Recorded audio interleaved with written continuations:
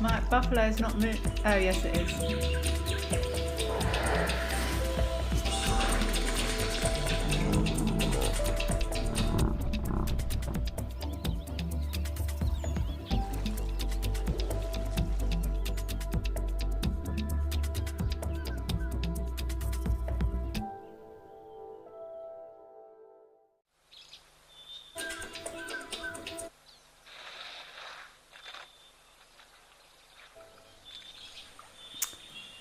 Hello and welcome to Live at the Waterhole. We are starting here at the fabulous Ogonyo up there in Kenya.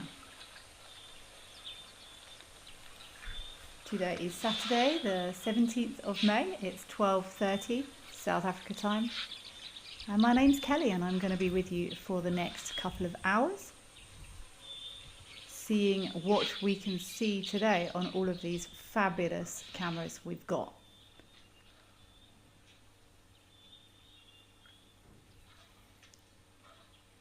I think it was here yesterday that there was a flock of birds and a flock of butterflies. It looks like there's still lots of butterfly activity here. Super, super cool.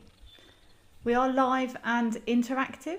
So please send all of your questions through to wildearth.tv/questions, or you can scan the QR code. Your questions and thoughts are very, very important and a huge feature of the show. And please join the show on X using #WildEarth, or again, you can scan the QR code you can see on your screens. We love hearing from everyone that is out there. So please send us your questions and comments through on WhatsApp as well on +27 786 302 336, and we will get through as many of those as we can over the next couple of hours. Such a pleasure to hear from everyone.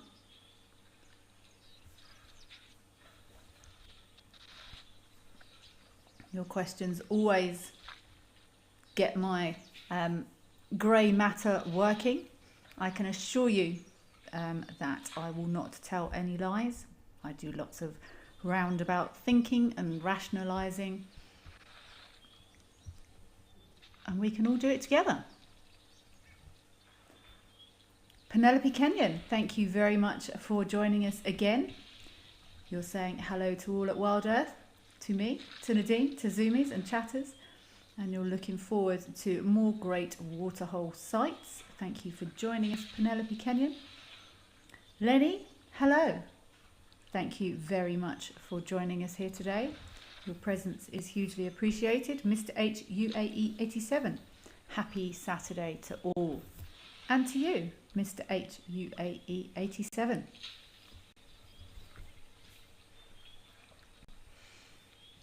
So the first piece of homework I had from yesterday was to delve deeper into the intricacies of elephant sucking mechanisms in that amazing trunk.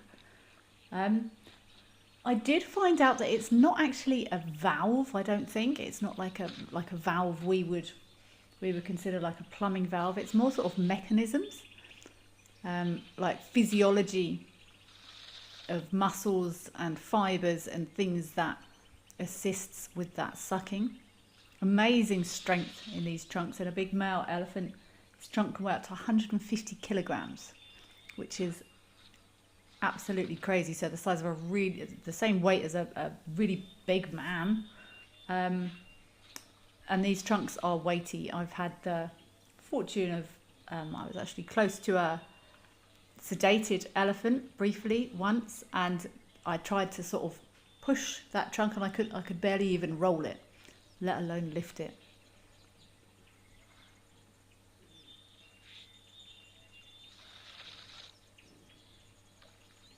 Amazing, these elephants' trunks, somewhere in excess of 40,000 muscles, enables them to be gentle, to be super, super strong, dexterous. They can do everything from picking up and pushing huge trees to picking up teeny tiny little seeds with that trunk.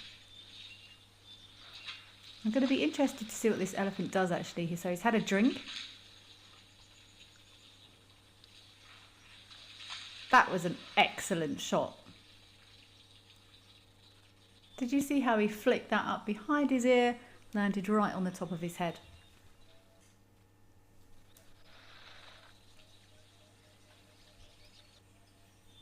David, hello again. Thank you for joining us. You're saying hello to everyone else from a sunny and chilly wind in northwest England. Is it still cold there? I'm not sure what the weather's doing there at the moment. It's beautiful here today in the Lowveld of South Africa. It's about 27 degrees, beautiful sunshine. I've been out and about this morning and there's some stunning views of that Drakensberg mountain range. And these mountains here, they change colour depending on season. They're green, green, green in the summer, and then they change back to a sort of grey in the winter time. If anyone doesn't know the Drakensberg mountain range, have a look at Maripskop. Stunning, stunning mountain range. I can actually see the tip of one right now as I look out of my window. Mike, why do you think we see so many butterflies at this pan? It's normally a resources thing. It's normally and that it goes for everything in the off you go. It normally goes for everything in the natural world. If there's good, the main things of life, it's normally food, water, breeding opportunities, and it's the same for everything. I'm not sure where the next closest water would be from this pan. It could be that there's a good range of plants or flowers or whatever these particular species of butterfly are feeding on in this area, and then they're coming here for moisture. But I mean, yesterday there must have been maybe 5 or 6 different species of butterflies. I don't know, it's quite difficult to I couldn't even ID the birds here yesterday, let alone the butterflies. But yesterday, the zoomed in images we had yesterday, I've never seen such a high density of different species or different coloured butterflies in one place. So Mike, I would say it's resources.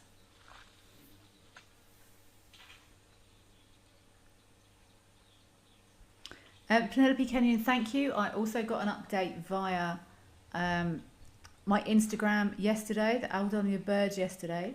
White-headed buffalo weaver, red-billed buffalo weaver, and the superb starling. There were some little fire finches in there as well, and there was also someone suggested it was maybe a common waxbill. I'm not, but I think they're right. I think it might have been a waxbill. But my birding in Kenya is woeful. Totally agree on the superb starling. This Oki has moved on his way, so let's pop across to Nkoro, see who we've got there, and in the meantime I'm going to do a double check on those potential wax bills that we saw here yesterday. If you hear me flicking through a book, it's because I'm flicking through a book. My birds of sub-Saharan Africa. Oh, this is a big guy. Look at this big boy here. In Coral Bush Lodge in the Sabi Sands, not too far from where I am now.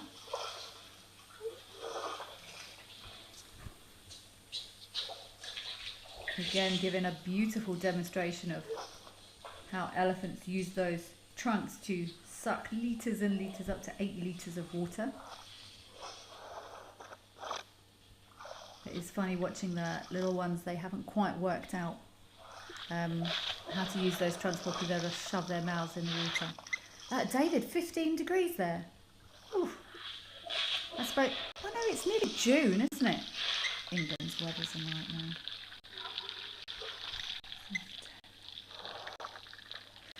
Limbury, thank you. Crimson rumped wax bills.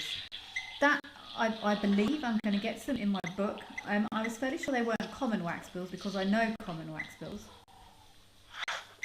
There's those fire finches there as well. Oh, taking it in turn.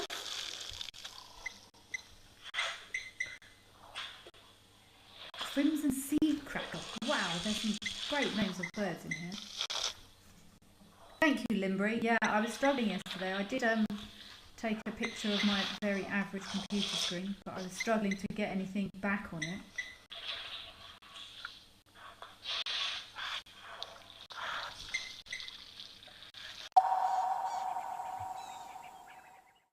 Zitatamana wena, moya wa mina, ukomba wena, takuranza loko tamana wena. It's been a great morning out and about and exploring. Birds is amazing.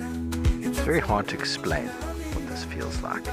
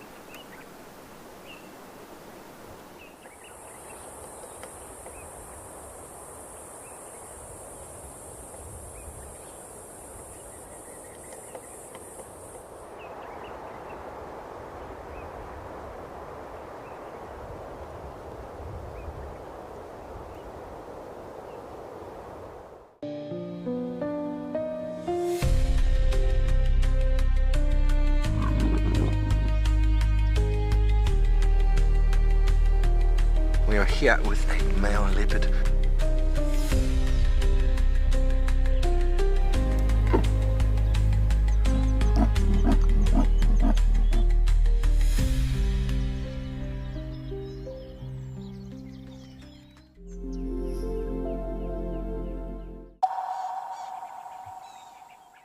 Happen. Let's go and have a look and see if we anything pans out across there at Shalati Sunrise. Ooh! Look at that.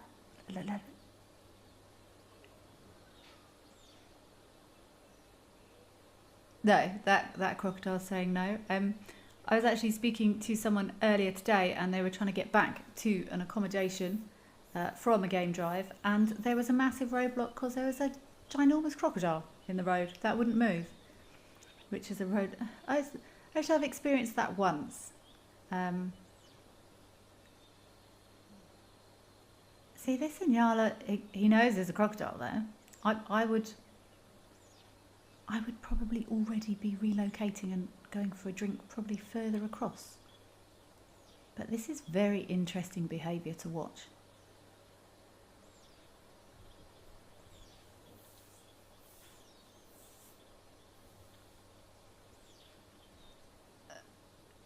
He's giving that a wide berth.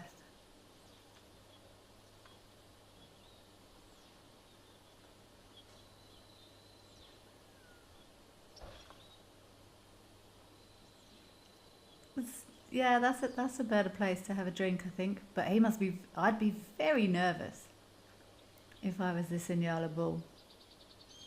But he might have walked a long way to get here. We don't know. Look how thick his neck is when he bends forward like that. He's got very long horns, actually, this boy. He's a nice mature male. And the muscle, see, he almost See, if I was looking at that and didn't, that to me looks like a kudu neck, almost the big bull of a kudu. But these horns are heavy.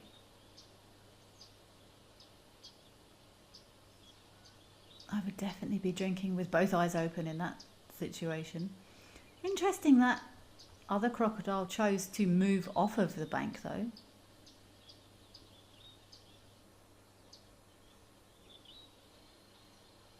Maybe he was getting a bit too warm, just needed to cool off anyway.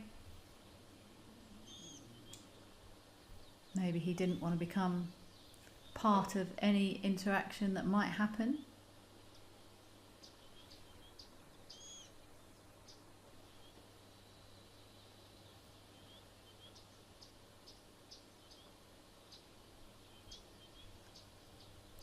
He's having a good long drink there. Picasso, you're saying frogs are supposed to have teeth on their upper jaws. Has anyone ever seen a picture of that?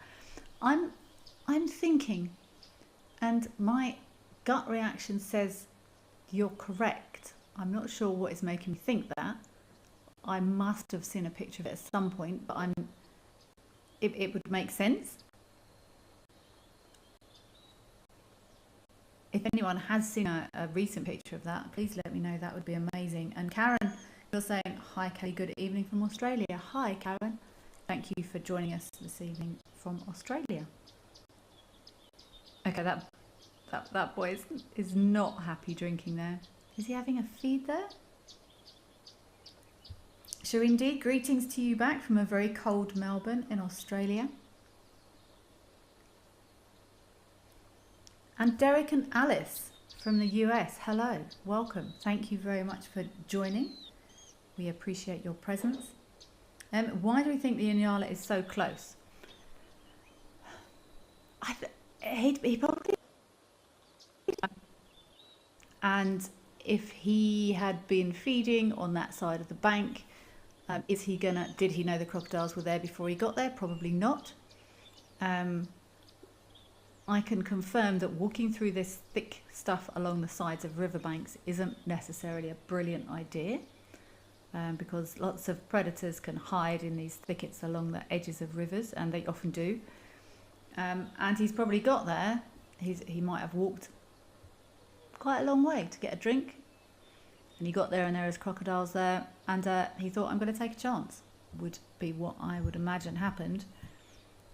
If he'd walked along those thicket areas in the bank, you see how thick that all is along there. There's probably a game path, or maybe a game path that runs down to the point he popped out at, and he chose the lesser risk. At least he knew those crocodiles were there, and I think he probably grabbed a drink, took his chances, and is now out of there.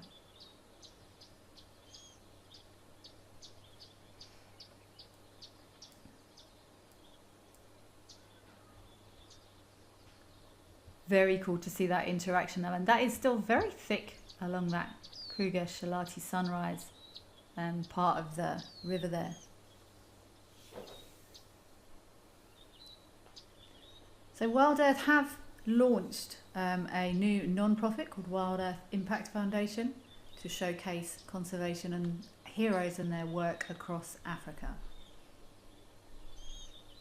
Many of these stories never get out, and it's very important to highlight all of these activities that take such an important role in conservation.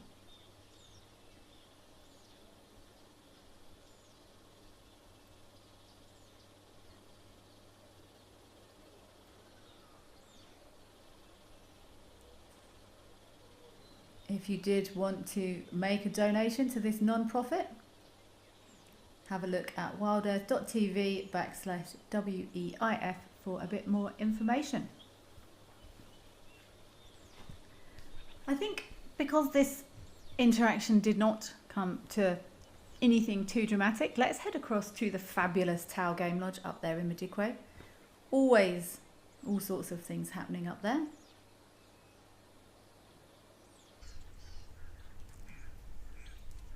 We will leave our good-sized crocodiles here at Shalati and see who we've got across here. We have got, look how different these elephants' colours are.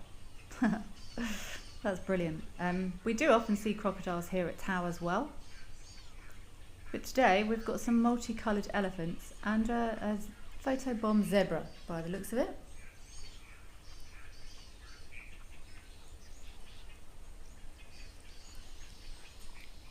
Tino John Black Moyo. Moyo. There we go, got there in the end.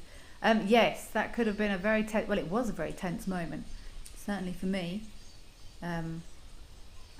Yes, those crocodiles could indeed have made a big problem for that Nyala.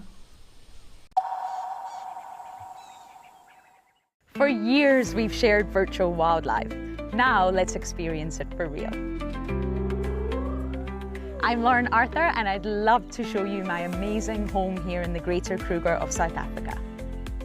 This 5-night journey is an exclusive connection to my piece of untamed Africa. I live here in these gorgeous landscapes surrounded by epic wildlife. The wild is calling, so come and join me.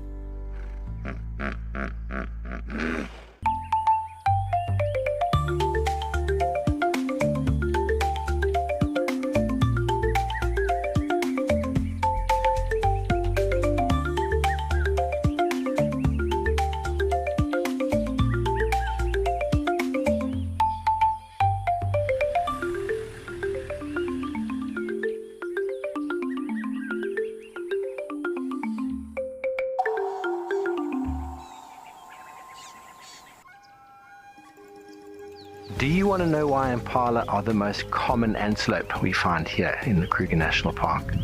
You can ask me questions like this in real time. Our safaris are live and interactive here in the heart of Africa. Join me on Safari Live. Connect with nature.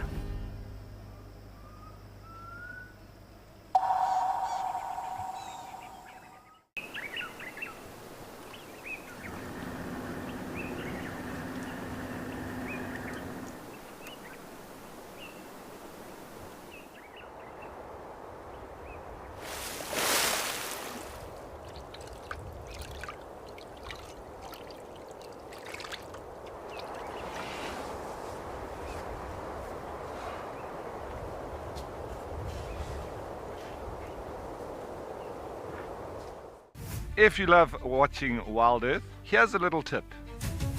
You'll gain access to the channel ad-free. You can rewind and rewatch sightings and gain access to our live Tuesday safaris. There's also behind-the-scenes videos, fireside chats, and every Safari Live episode, whenever it suits you. It's just the best way to connect with nature.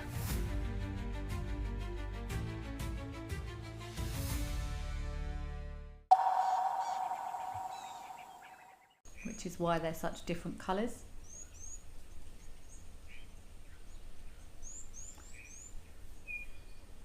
As a rule, elephants are grey. Do you get the occasional very pale elephant?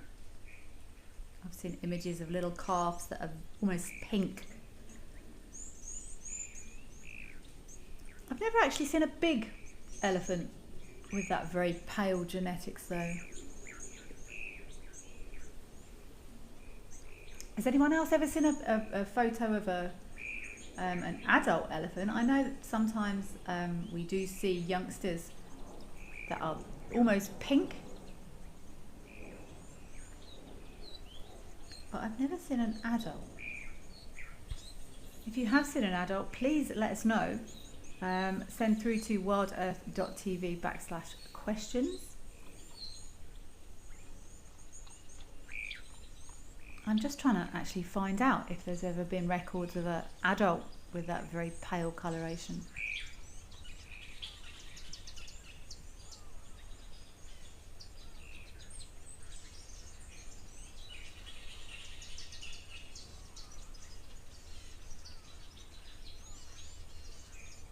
You're welcome to join in using X. Let us know if you've even seen a youngster out there in the bush. It would be fascinating to hear.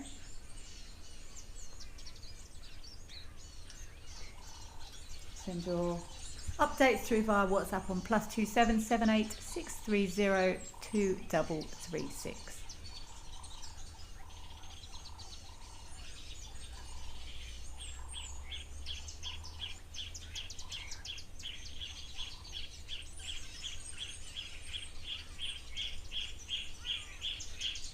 This boy at the back here doing some dusting he looks like the biggest of this little group.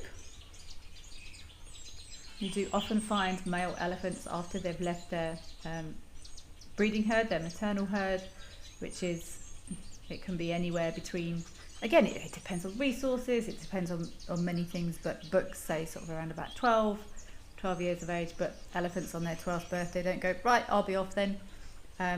I have seen older males than that are still happily tolerated in breeding groups, but when they do break away, they do often form alliances with other males. Often there is a older, wiser, bigger, stronger male that will guide the young boys in the ways of being a male elephant. Lots of Egyptian geese here.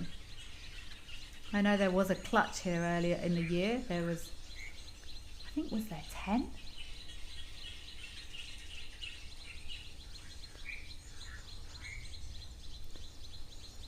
There's lots of Egyptian geese here. They can get very protective about their area, Egyptian geese.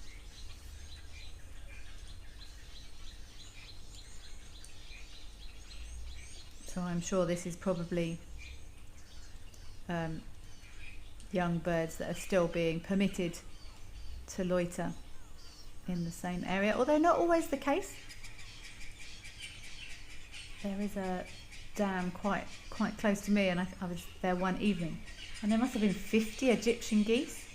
I'm sure their tolerance to others probably evolves as the seasons change.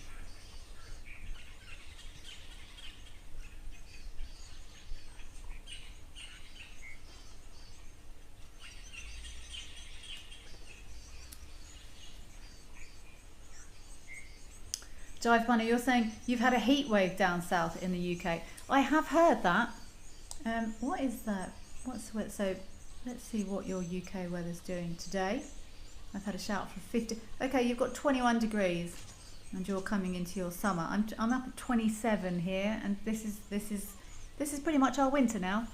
But yes, I take great joy from listening to heat waves coming through England. Hello, Waterbuck.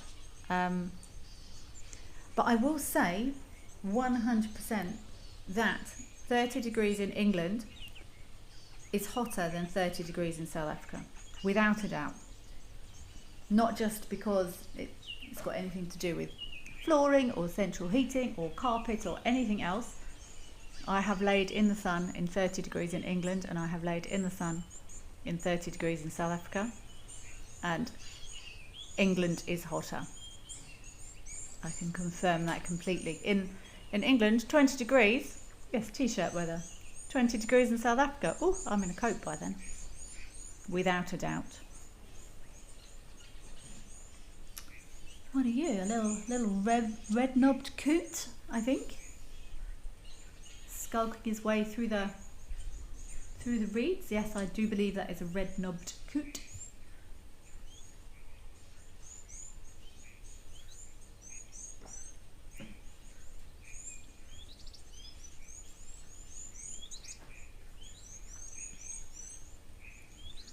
And what's that? Is that a teal? Just in the foreground there as well? Possibly a yellow-billed teal?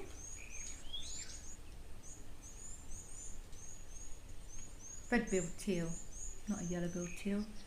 Yellow-billed duck?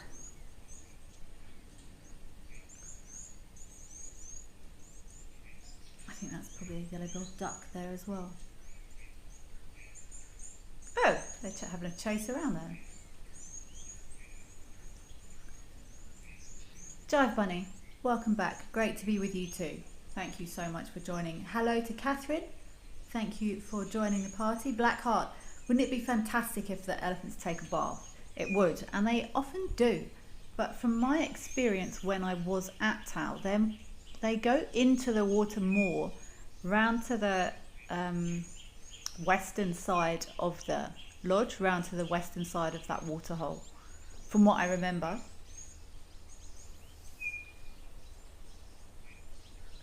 But not often. I'm just trying to think.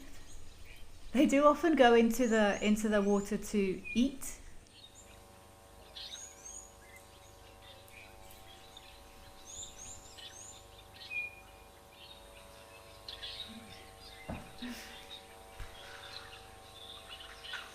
We've just lost that feed there at Tao, but look at all these elephants here at Elephant Pan in Botswana. Spread all around the back there. I'm going to be curious to see how much or how quickly the water does dry up here. It's quite bare around the edge of the pan here at Elephant Pan, and mostly probably due to the fact that there's lots of elephants there.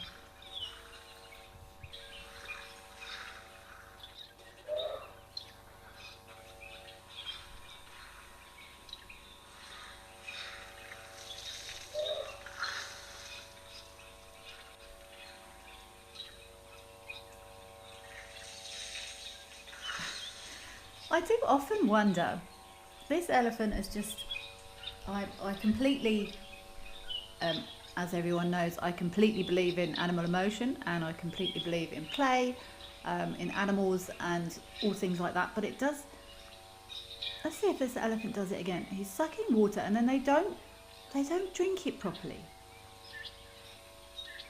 Let's watch.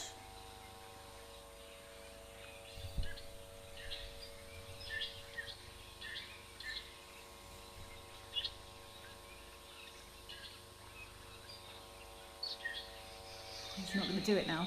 But I do often see elephants, they will suck water into their trunk and then just sort of let it dribble out their mouth.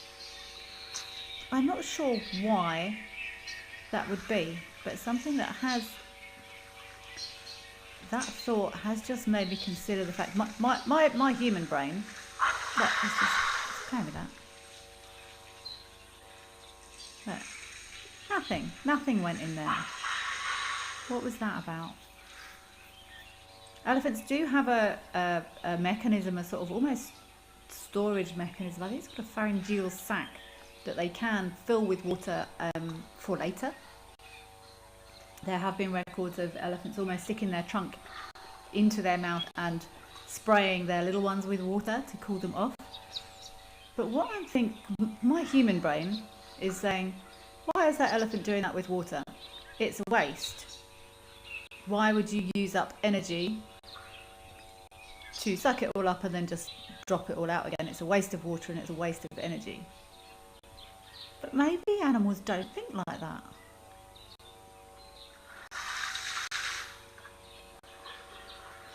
I agree. I do agree that it's some sort of play, but my human brain is going, but that's a valuable resource. Don't waste it. But maybe animals don't think like that. It's just fun, just wants to do it, so it does it. What a joy. What an absolute joyous thing to consider. Just do what feels good.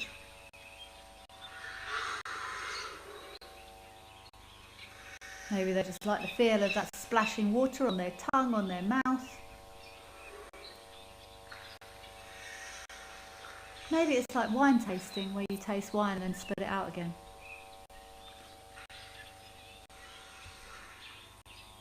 Catherine, you're agreeing with me that winter feels colder in South Africa than Europe.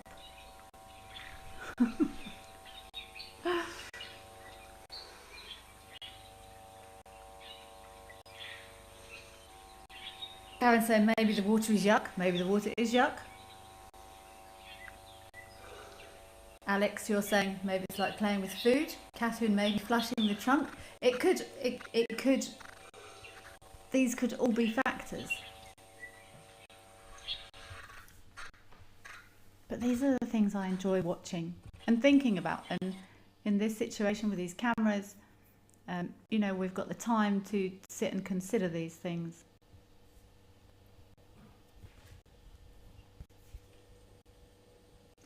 I think we lost the feed across there then. We're now back at Jackie Sabi house. I am kind of happy that it was the feed that disappeared and it wasn't my internet having a bit of a wobble.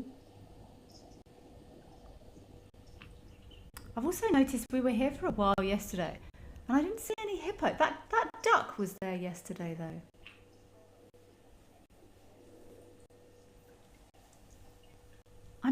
I'm interested that this duck was sitting in the same place. I think there was a crocodile here as well, but I think this duck was here yesterday. But I suppose these animals have a...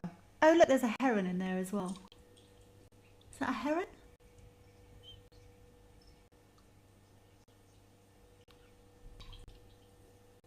I think that's a heron there. And there was a crocodile here yesterday as well that, while panning, looked like a log. But I think let's head across to Nkoro. I was interested to see if those...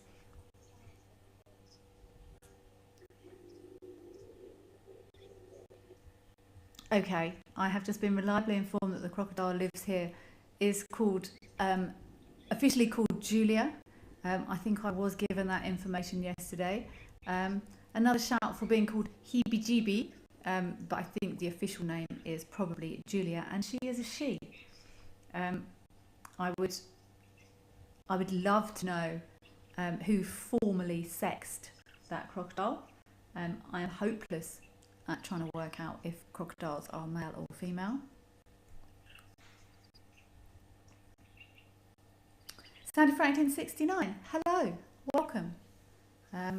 You're saying hello to me and Nadine. Thank you very much for checking in. It's appreciated. And Jai Bunny, you're confirming the hippo's gone a wandering from Jackie's.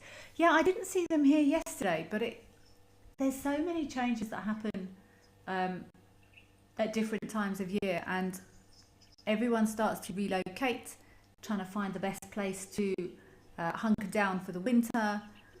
There's so much activity that happens in the lead up to trying to, for everything, not just hippos. Everyone tries to come up with the best way of making it through those long winter months.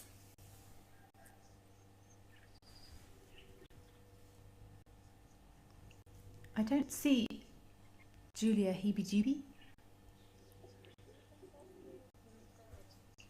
Let's head back across to Nkoro. There was some elephants there earlier. I think they might still be around. Let's see if we can catch them still having a drink there at Nkoro. Black Heart, family of turtles, beautiful. I had a long they are still here, lovely. See, that elephant didn't drink that water either. And we'll probably never know the answer.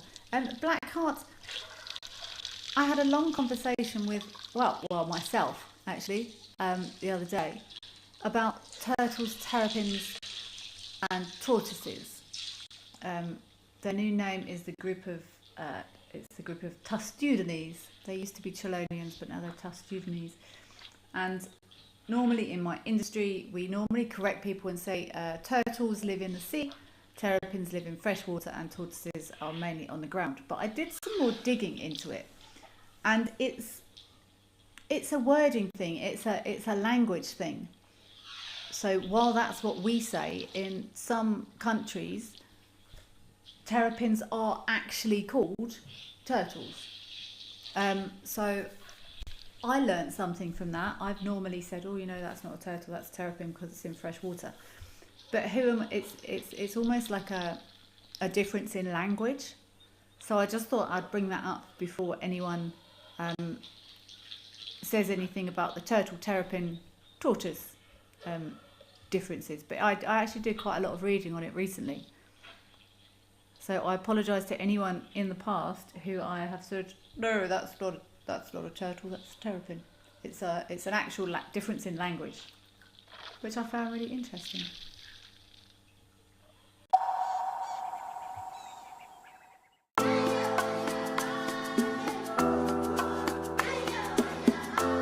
We have just had our efforts paid off.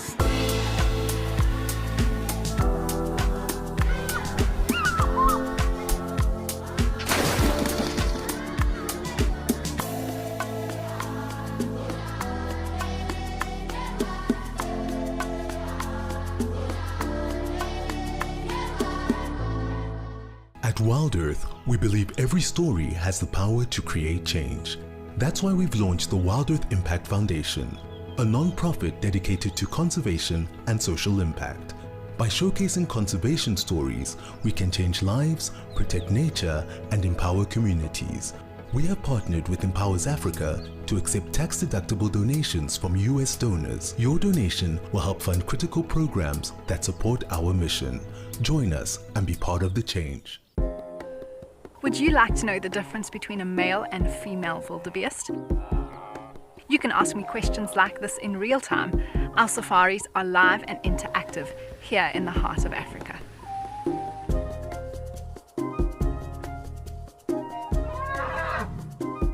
Join me on Safari Live and connect with nature.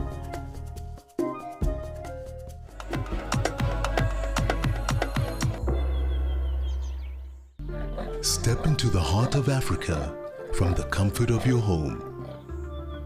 Female leopard tracks over here. Join our expert guides for a live 3-hour safari where every moment is real, unscripted, and unforgettable.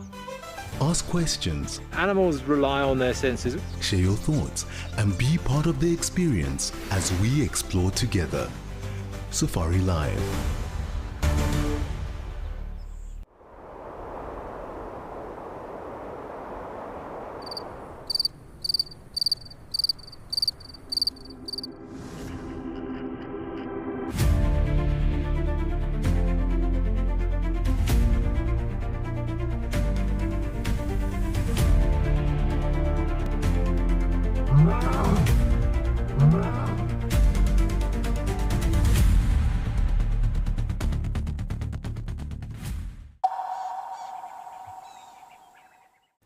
Animal behaviour book, and see if I can find anything in here about percentage time in and out the water, but day versus night on hippos.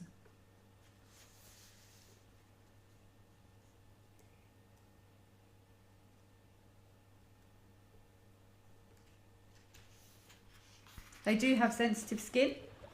They do produce it's a solution called hipposodic acid that gives them that sort of almost pink appearance. So they do have sensitive skin. But also not even when they're just feeding. I've often seen hippos out the water during the day just laying in the sun, which often seems a bit strange.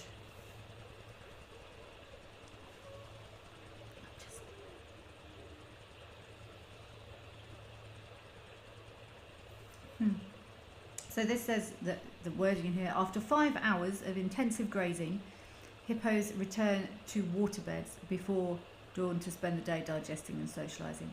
That's a very specific number, Animal Behaviour Book. This was, I actually checked the other day, this was published in 1999. So lots of things can change in 20 years in conservation.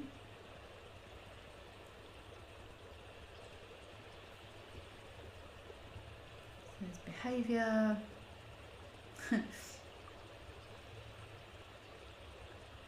One of the phrases in here, territorial advertising. Well, it's phrased as wheeze honking. Vocal advertising, probably not limited to territorial. Resonant grunts and wheezes make hippos among the noisiest African animals. But away from the water, hippos really cool. Wheeze honking. Brilliant phrase.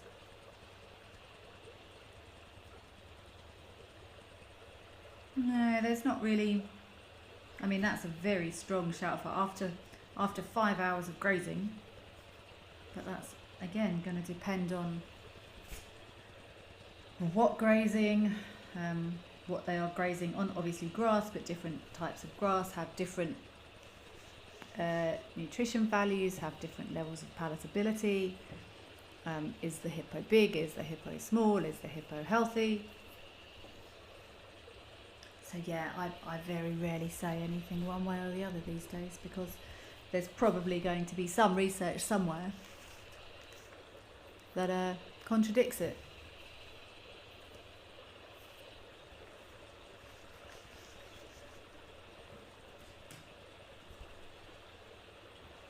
I was actually reading somewhere yesterday, and someone said, "Oh, I'm not 100% sure my dog isn't going to do this." It's like, no, you can never be sure any animal is or is not going to do anything, unfortunately. Karen, what is my favourite African animal? Excellent question. To watch, I really enjoy watching monkeys or baboons from a distance over there, if they're not trying to raid dustbins. I find them fascinating to watch. They're always active, they're always doing something.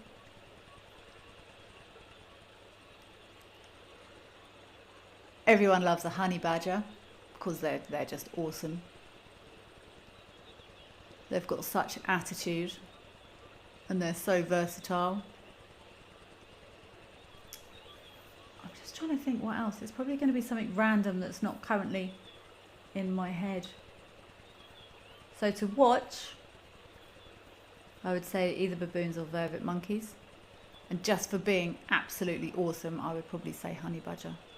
And we don't see honey badgers that often, which makes them like alluring. I think in my last 12, 13 years as a guide, I've probably seen, I've only had 2 really, really good honey badger sightings where they haven't just, because they're busy, man. They've got stuff to do. And they don't normally hang around, but I had one amazing sighting in Thornybush of a mother and a youngster, and they hung around foraging and doing their honey badger thing for sort of a good 20-25 minutes and let us watch them. That was amazing. Another one was, I've actually bumped into a honey badger in a kitchen once many years ago.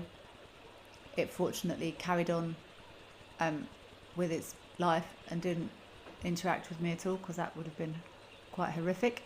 I don't class that one.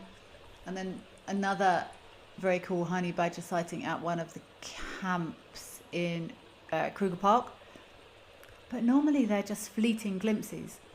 So if you compare that to how many leopards or lions I've seen, I am very fortunate that I have seen quite a lot. But honey badgers, they're an enigma. They're mystical creatures to me, and I think that's why I enjoy them so much. I would actually love to hear from anyone that's watching or listening. What is your favourite African animal that we see on the cameras?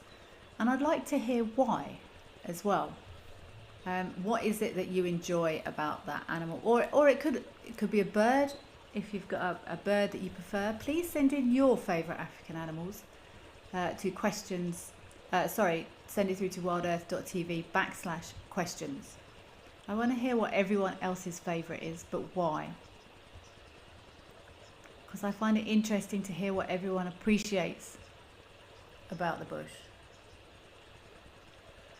Black-heart honey badgers are plenty in Zimbabwe. There's lots in South Africa, but they're just quite elusive.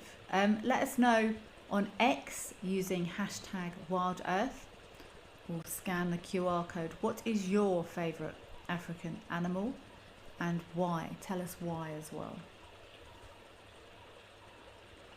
Send it through or via WhatsApp on +27 786 302 336. What is your favourite African animal and why?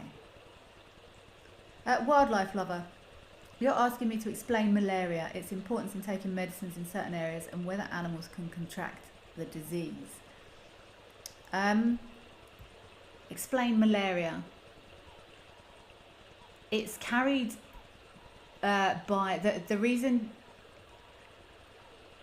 it's carried by a specific mosquito. I think it's the Anopheles mosquito that can only survive in warm, temperate climates, and that is why you sometimes don't have to take anti-malarials in some climates in South Africa, because the mosquito can't survive there. It's too cold, is my understanding.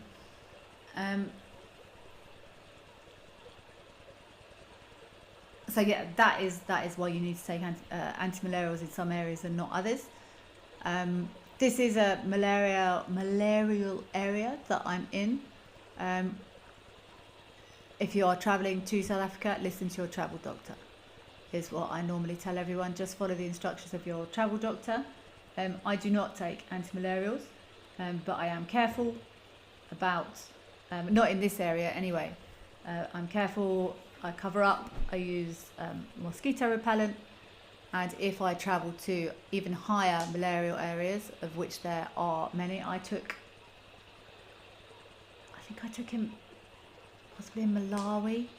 There's some areas of Mozambique that can have quite a high prevalence of malaria as well. Jive Bunny, you're agreeing that honey badgers are fascinating.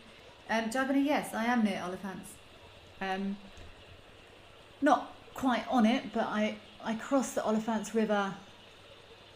If I drive out and towards there, I think I drive across Oliphants after about 20 minutes, somewhere around there. So I am close to the Oliphants River, and I had a lovely time in the Kruger Park not long ago, also driving along the Oliphants River.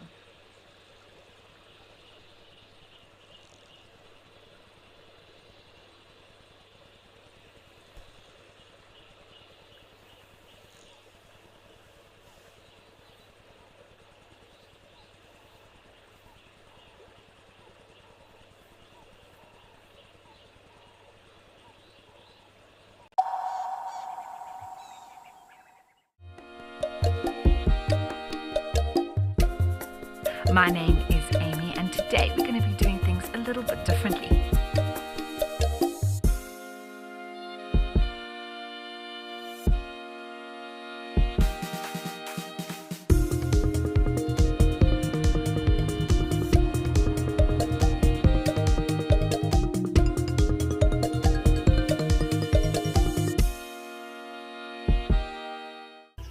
South Africa's wild places are closer than you think, because Federal Airlines brings them to you. From the calm of our FedAir lounge to the smooth boarding of our trusted fleet, we take care of the journey so you can enjoy the adventure. Our flights go beyond the ordinary, connecting you to South Africa's most remote and extraordinary locations. Federal Airlines, your gateway to the South African wild.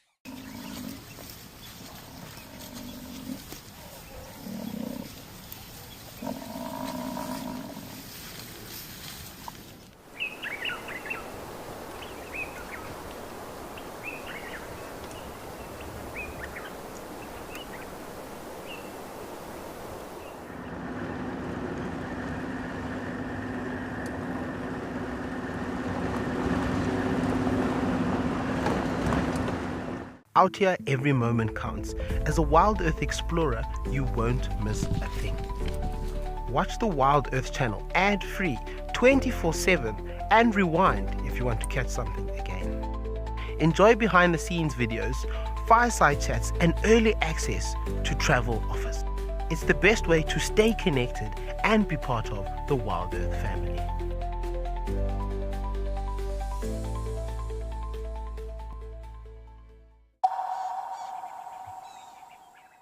Franklin 69. You like wild dogs. You love their colours and playfulness. Sandy Franklin 69. I used to be a huge fan of wild dogs. I love their camaraderie. I love their techniques. I love their hunting, the way they hunt. Not necessarily how gruesome it is, but the way they cooperate. But I spent a lot of time being frustrated by wild dogs as a guide, because lots of people do really want to see wild dogs, so we do try really, really hard and find what people want to see. But they can be a bit tricky as a guide, those wild dogs. And that little one's tail just twitching there. I spent many hours trying to locate wild dogs and not being successful, so it put me off them a bit.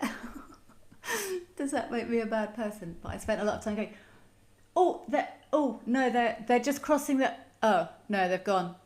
Has anyone? No, they've gone. No, I don't know where they've gone. And then they would turn up 20 kilometres away, and it would leave guests disappointed. And I was never comfortable with having disappointed guests, so that put me off wild dogs a little bit. Maybe that makes me a bad person.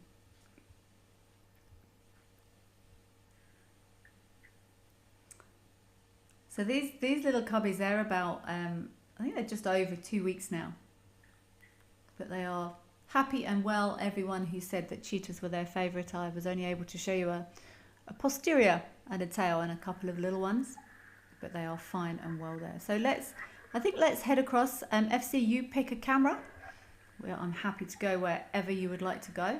But I just wanted to just get a little view of this stretching cheetah, because people were saying that they were their favourite.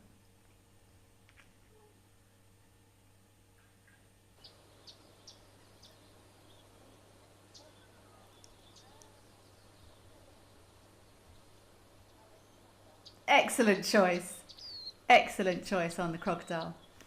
I fully support this decision. And look at this crocodile giving itself a little bit more surface area to help with heat regulation. And the Anti and Yala croccas come back out of the water again. I can't imagine why that crocodile decided to leave. Maybe it's just not very sociable. Lovely shots of these lovely big crocodiles here though at Kruger Shalati. Spaz, do I know how resistant to insect bites hippos are? They've got fairly thick skin, but not as thick as some. And it would depend on the insect, I guess. So if it's a big, and this one's off to cool off a bit now. So yeah, it would depend on the insect, I guess. But more than humans, I would say more than humans, less than rhino. There we go. Blackheart, your favourite wild African animal is the cheetah as well. You love it most when they're hunting and after they catch, the way they keep the food safe up in the tree. This is that's leopards, Blackheart. Although maybe you're thinking of, people say cheetah don't climb trees. I've seen a cheetah climb a tree. So anyone that says they don't is incorrect, because I was hugely embarrassed. But those cheetah, they have those lovely spots, and leopards, they will take those kills up into the trees, and you will just see those little rosettes showing through the treetops there. Often people have an image of leopards high in the trees. I know someone that's been coming to Africa for many years, and they only just saw their first leopard in a tree.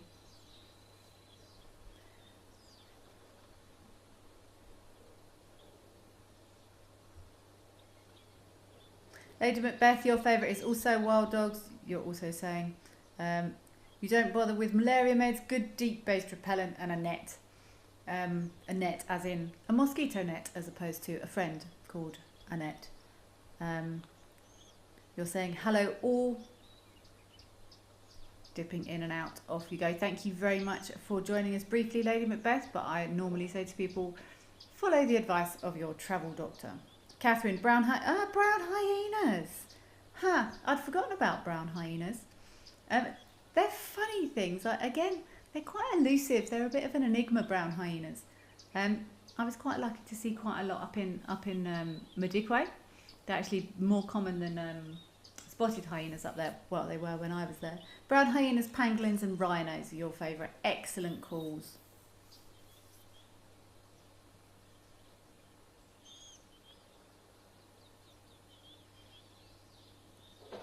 I do just have an update from Eleni. I think maybe one of the cubbies has got a problem with their left eye, but they are being very closely monitored up there at Hoodspray Endangered Species Centre. So if anyone is concerned, believe that they are being very closely monitored, those babies. This is a good sized crocodile.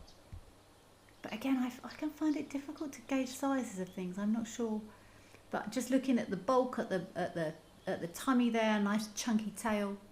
A chunky tail on a crocodile is often indicative of condition.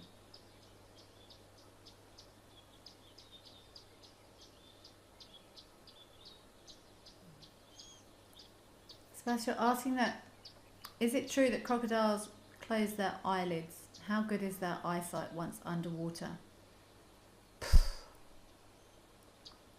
And they've got a, I think crocodiles, I'm sure crocodiles have got a nictating membrane, so it's like a people call it a third eyelid, but I don't know where the second ones come from. They've got an eyelid and this membrane. They will close that. How good is their eyesight underwater? I don't know. I don't know, Spas, to be honest.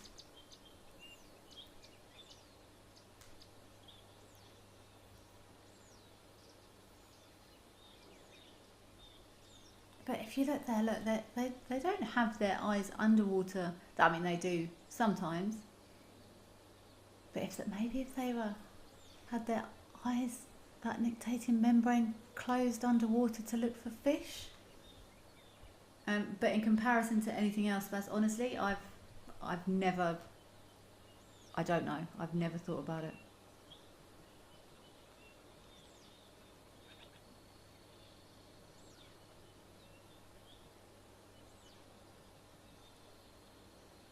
And I'm not sure how you would test anyway.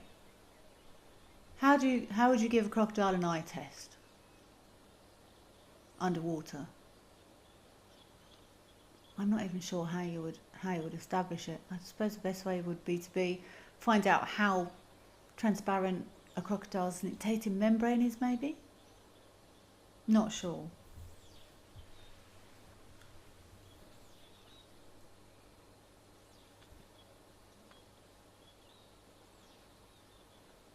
You see how these crocs are dipping in and out of the water though to regulate their temperature. Kruger Shalati is maybe 2 hours from here, and it does tend to be a little bit warmer up here the further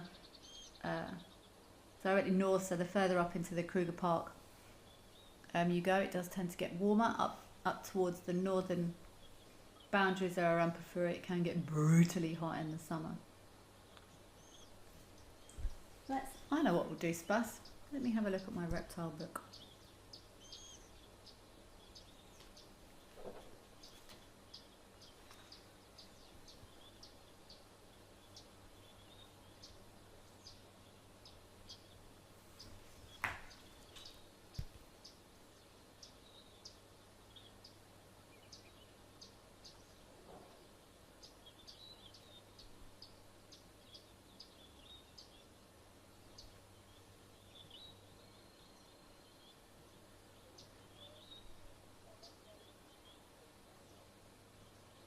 I think I haven't been to Tembe for a while. I think we should. I think we should go across to Tembe Elephant Park. I enjoy watching there. We will leave our Inyala reverse croc and head across to Tembe.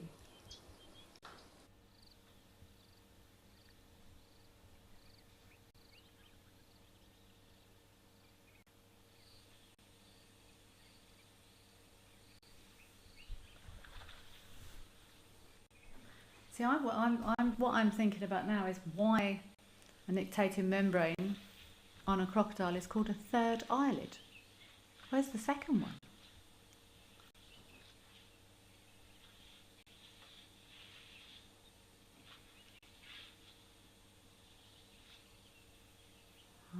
woolly neck stalk there. These water holes are going to be rapidly getting smaller, which is going to be great for all of the birds that might be looking for frogs or other goodies to feed on.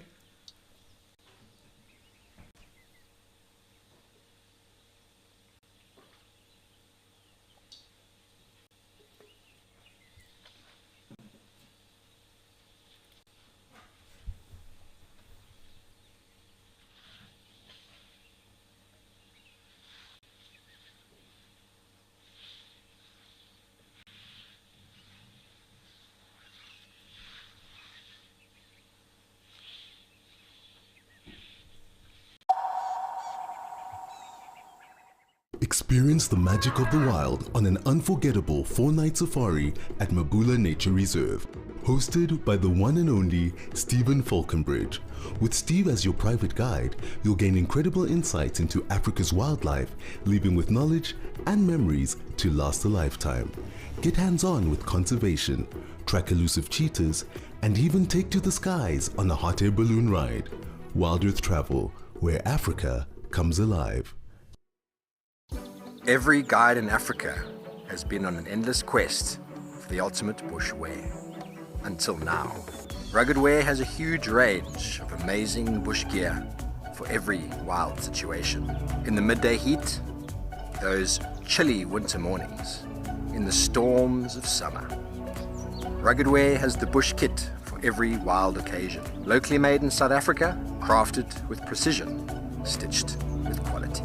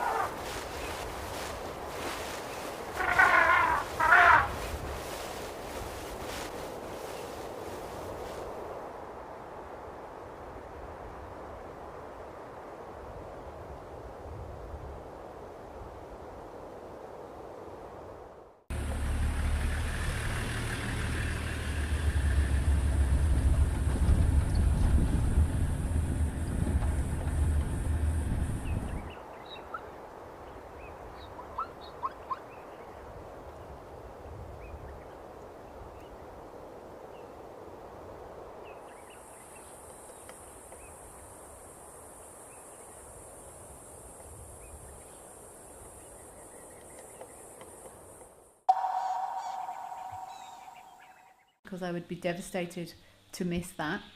But the Wild Earth Legacy Tour, 21st to the 28th of August. Apparently there's a crocodile in here and this Inyala doesn't know. So let's stand by. I will finish telling you about this Wild Earth Legacy Tour at the end of August. Just now, I'm going to build some tension in case this Inyala gets grabbed. But the dates have been confirmed.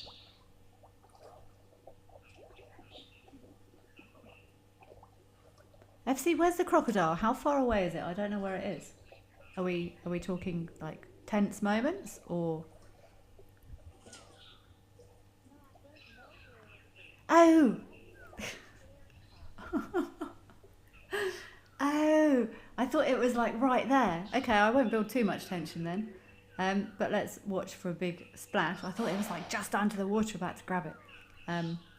But we will watch this Inyala. Where I don't know where could it be? Julia could indeed just snatch this impala from the bank in a splash. But anyway, I'm going to finish talking about this Wild Earth Legacy Tour. The exciting part is it's going to be hosted by the fabulous Taylor McCurdy, Steve Falconbridge, Cedric Dold, and the fantastic Ben Coley, staying at Chitwa and Jackie's house, twice daily game drives, and fireside storytelling. Fireside storytelling from these four could be quite spectacular. I do know all of them personally. That will be some good fireside storytelling. So if you are free between the 21st and the 28th of August, I highly recommend the Wild Earth Legacy Tour. Where is Julia? Where is this crocodile? She was across the other side. I want to know who confirmed that she was a she. Can anyone update me with that?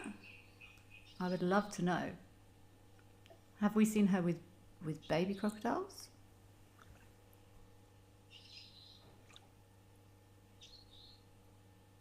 Could Julia manage to take this Malignala? Has Julia taken Malignala before? What have we seen Julia taking from the edges of the waterhole before? Let me know.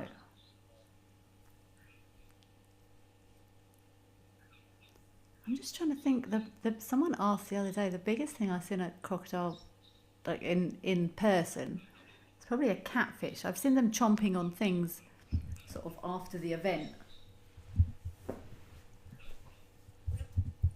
but I have never been fortunate enough to see a crocodile like you see on the TV, these huge crocodiles taking wildebeest and zebra in these crossings.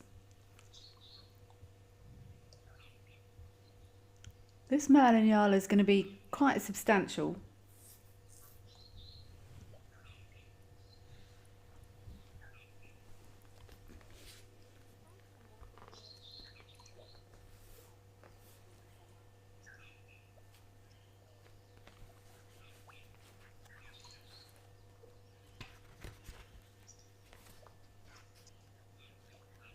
This Inyala really doesn't have a... Well, but, or does he have a clue?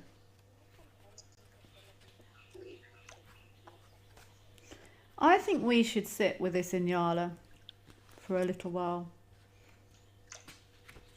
I'm actually going to stop talking for a bit. I feel like I've been talking excessively today.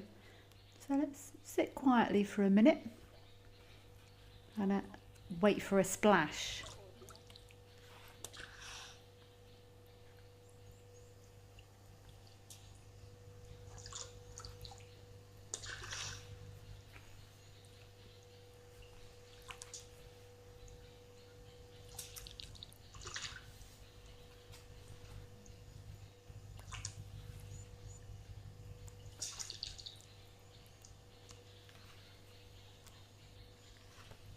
I am still here. I just want to build some tension to see if Julia's going to make a sudden appearance.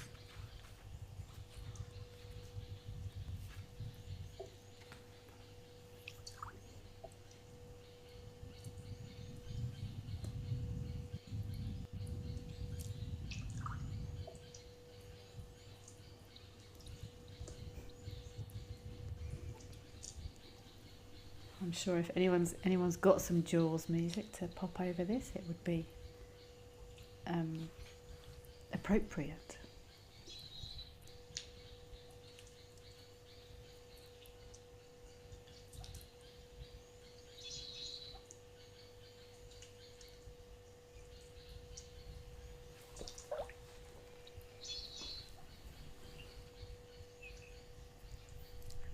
So while we live in hope. This Malignala is big. Malignalas can weigh up to 100 kilograms, almost twice the size of the females. They are they do have the greatest degree of sexual dimorphism in any of our antelope species here. So females look completely different to the males. These males are dark, they've got those orange socks, big horns, whereas the females are much, much lighter, sort of a pale fawn colour with those white stripes.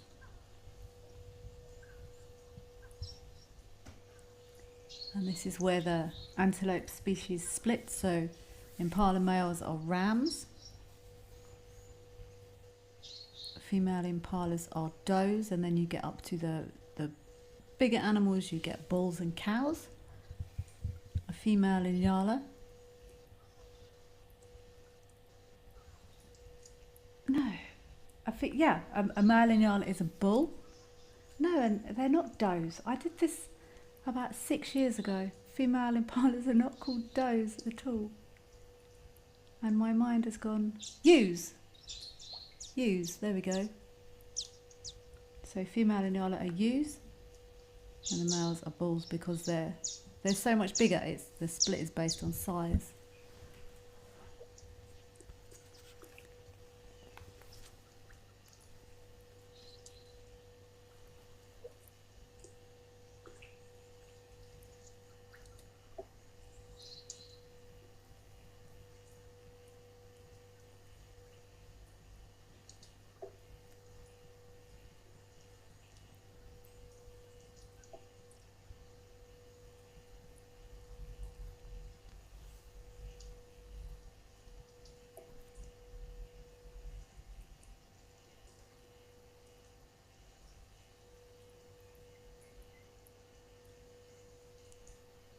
I'm just trying to think how often I have seen predators with male inyala kills.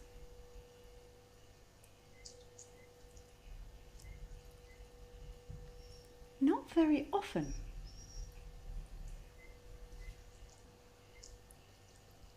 I do know of a male leopard. I didn't see it, it was before my time, but I've got it on very, very good authority that a very large male leopard killed a kudu bull.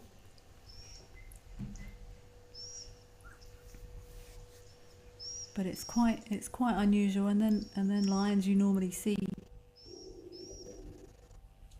zebra or buffalo or kudu. Maybe it's just because there's not as many male inyalas, but they're not particularly fast. They do tend to live more in sort of thicket areas, which I suppose isn't really ideal hunting terrain for lions, and they are pretty big for a leopard, but not impossible. But can anyone see Julia?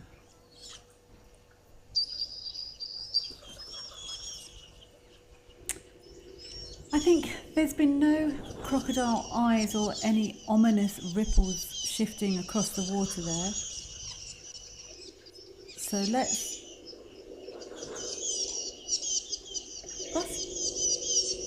a weird noise.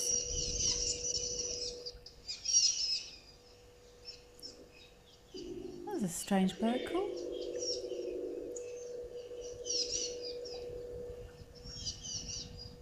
I'm not sure what's making that noise.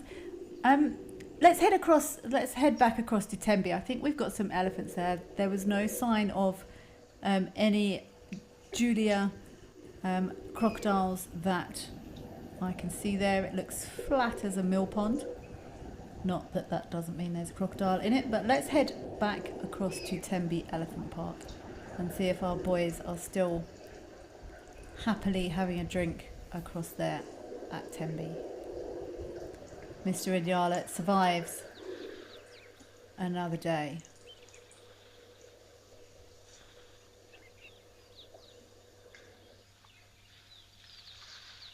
It feels quite peaceful today. I suppose it is a Saturday, isn't it? A Saturday afternoon. Bit of relaxation time going on. Lovely colours there at Tembe at the moment.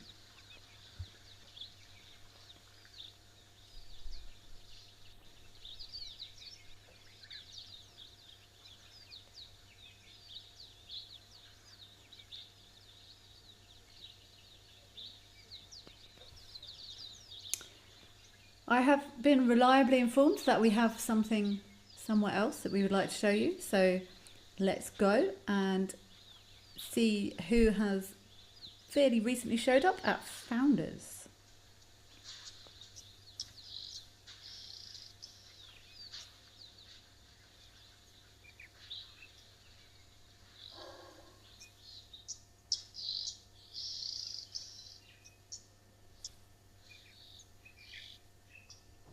What a great image that is. With the zebra in the background as well. I always really enjoy the light here at Founders.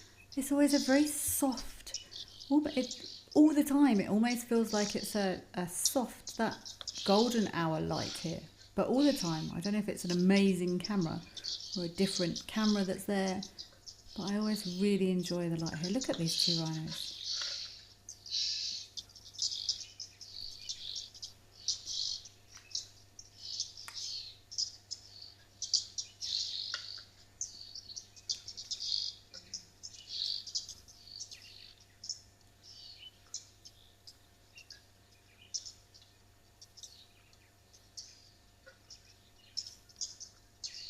Hear those oxpeckers in the background? Oh, we've had long discussions around animals that lap or slurp water recently. Who are they looking at?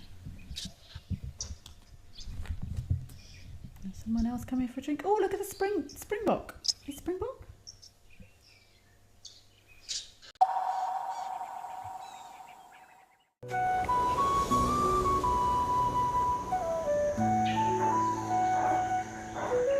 My heart is pounding at the moment.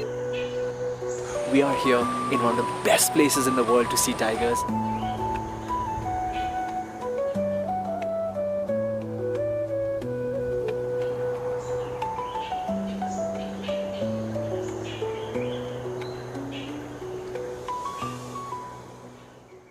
The Wild Earth Impact Foundation is a non-profit that uses the power of wildlife storytelling as a force for good. We create sustainable development projects that showcase conservation stories, empower people, and inspire environmental action. As a registered South African PBO, you can make a tax-deductible donation to the Wild Earth Impact Foundation. To find out more, visit our website.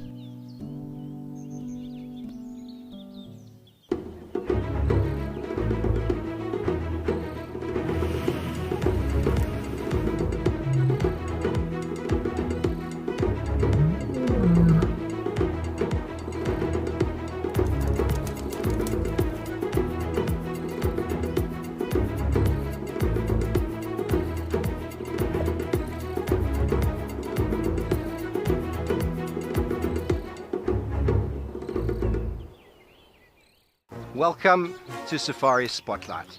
We'll be And you pretend like you're a serviceman, eh? Got no idea what's going on this reserve. Expecting the unexpected. Are we stuck down there? What am I trying to do? So we have another giant of Mabula. That was incredible. This is unbelievable. It's going to be a spectacular afternoon. Out here, every wild moment matters, and as a Wild Earth explorer, you won't miss a thing. Watch the Wild Earth channel, ad-free 24/7, where you can even rewind and watch something again. Get access to behind-the-scenes videos, fireside chats, and access to early travel offers. It is the best way to stay connected and be part of the Wild Earth family.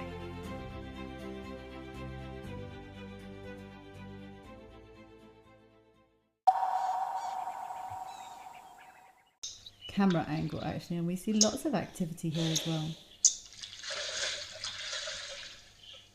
Good up, Quinn. Beautiful, gorgeous rhinos. I agree. Lovely shots of these rhinos here. Catherine, so nice to see the two youngsters growing up big and strong. It is always nice to be able to watch as these animals grow. Hans, you are asking, how do they pull off grass when their mouths seem so blunt? Grip. They will grip. There's a lot of... they're blunt, but they're strong. So it's not really any difference. How can I, oh, this is going to be a brilliant Kelly analogy. The same way as if you closed your fist around grass, if you pulled it, your fist is blunt, but because you're gripping onto it tightly, you're able to pull it out with your hand.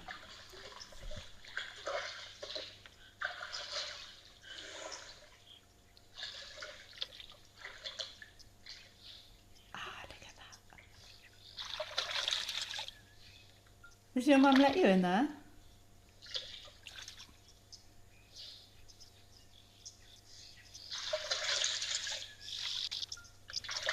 Look at this body language.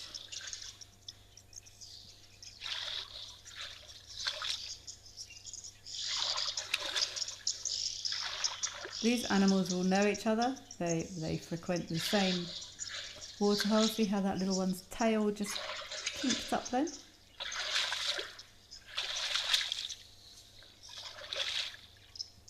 Very gentle, inquisitive.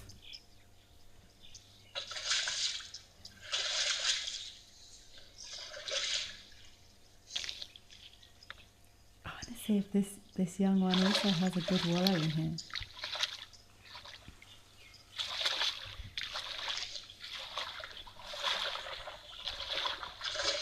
Where's Mum gone?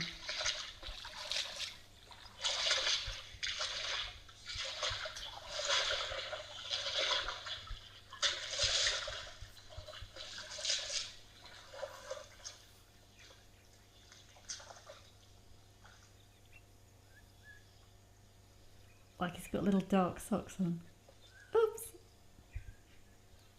Back up, I'm sure he's gone to... Maybe Mum has given a signal that no, come away.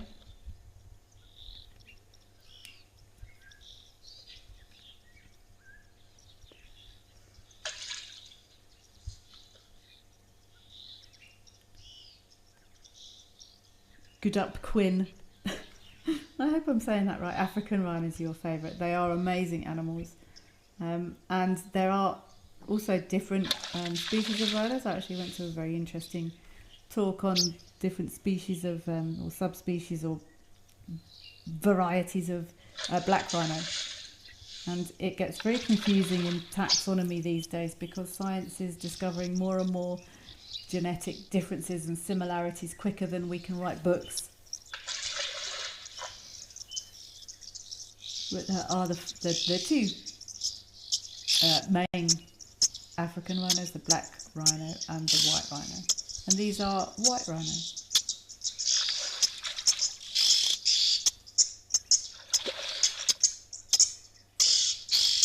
Noisy birds.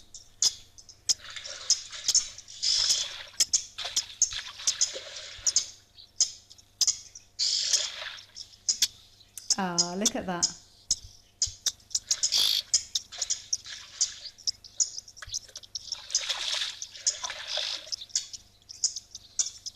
Actually resting their horns together. There's amazing nuances to animal body language that we probably understand even less than we think.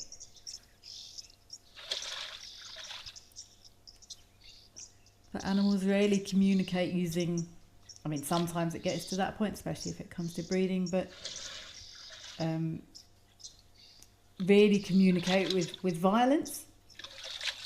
Situations like this. Prides of lions, elephants, often very, very gentle, very subtle body language.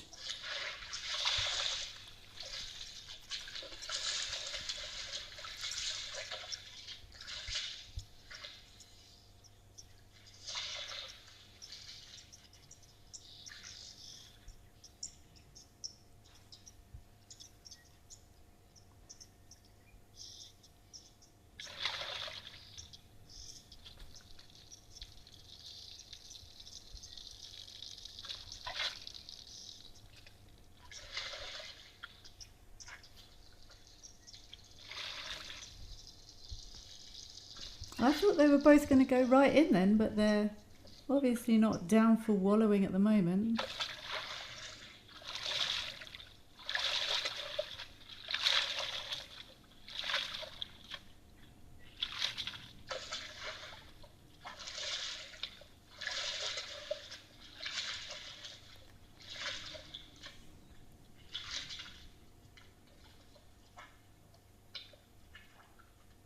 Nina Brown, you're asking, which birds do I think are the loudest?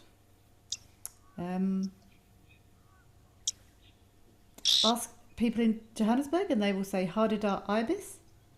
Those are not springbok at the back there, for the record.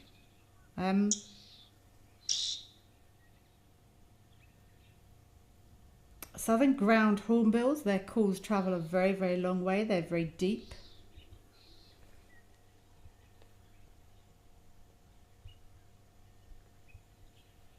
I think are they blesbok?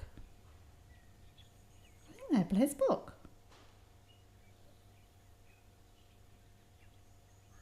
Huh, I've never seen a real life blesbok. Or are they young roe?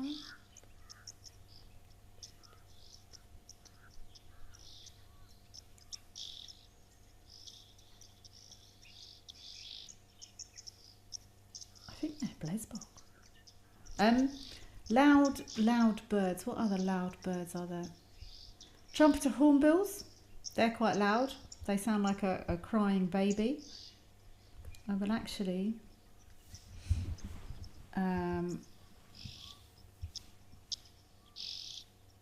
I'll actually play you a trumpeter hornbill. But not on that phone.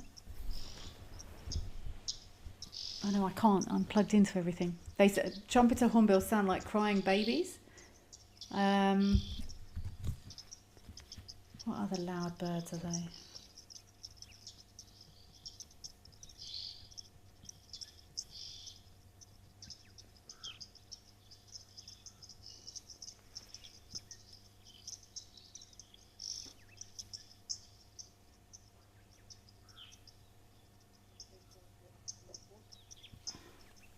Yes, these blesbok, they do look a bit like goats. I think these are young animals. Looking at their horns, that's what was confusing me. That blesbok have, but these look like young animals. Their horns aren't probably developed, but they do look a little bit goat-like. Duncan, I agree with you. Nina, I will stop rambling. Which birds do I think are the loudest? I think the loudest birds are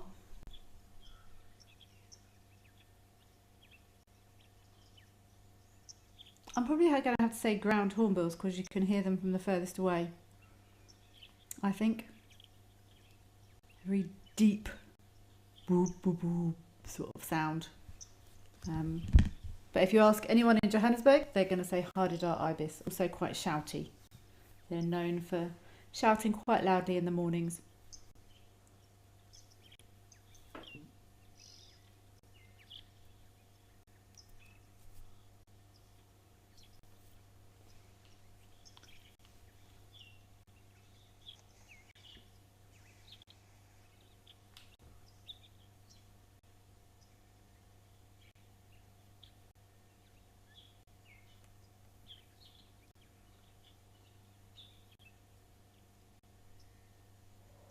Beautiful colours. Look how white those legs are.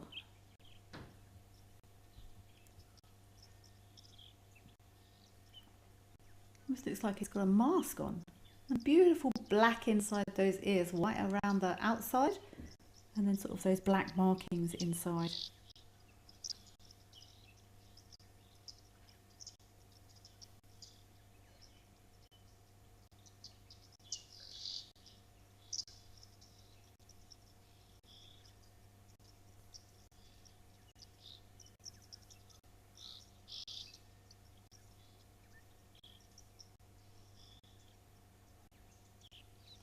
Wagtail there, putting it, looks like it might be feeding or something.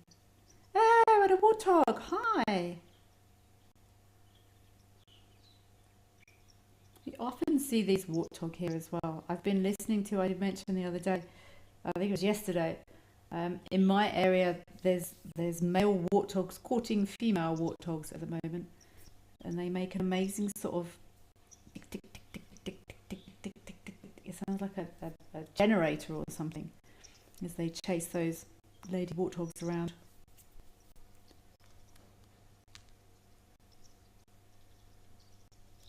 Lots of rutting happening at the moment, rutting and mating seasons. preparation for spring, when all the babies will come. So Warthog's having a good long drink.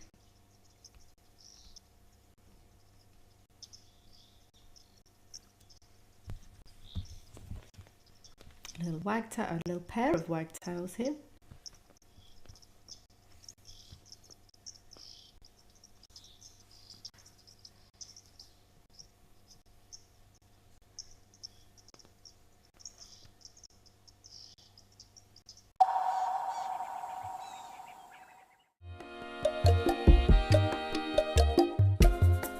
My name is Amy, and today we're going to be doing things a little bit differently.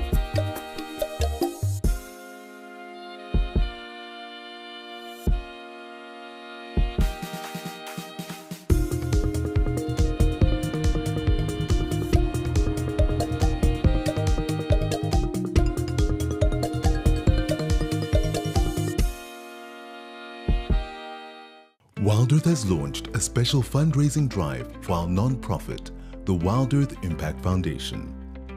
We're raising funds to source, create, and showcase thousands of untold stories.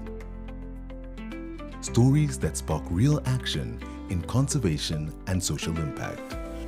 Visit our website to donate and explore how you can become a founding donor.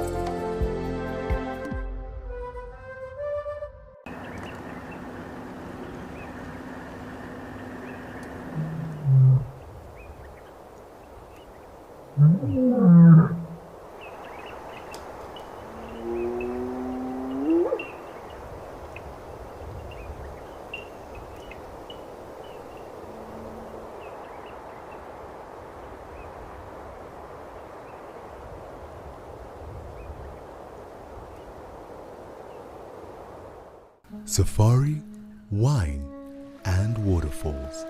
The ultimate African adventure. Sip South Africa's finest wines. Experience a world-class safari among Africa's iconic wildlife.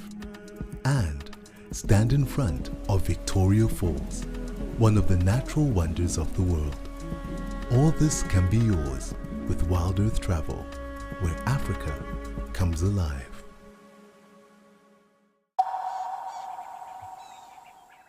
See if I can find out exactly when those horns develop, when they're likely to erupt.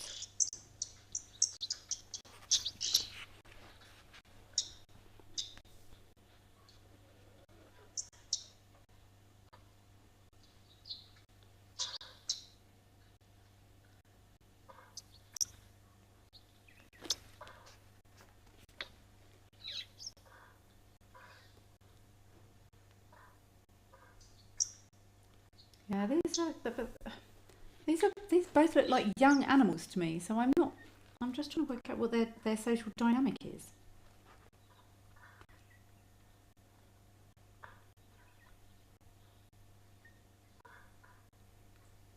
So Bontebok, Blesbok.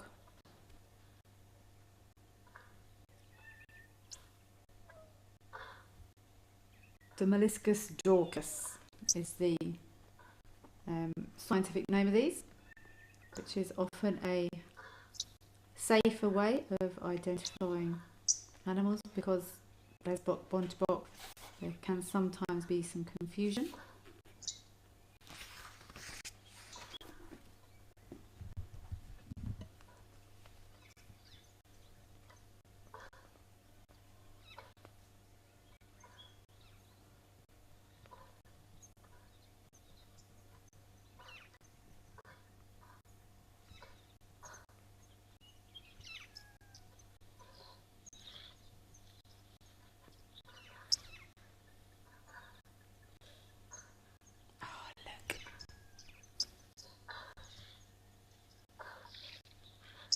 There's that little one having a scratch.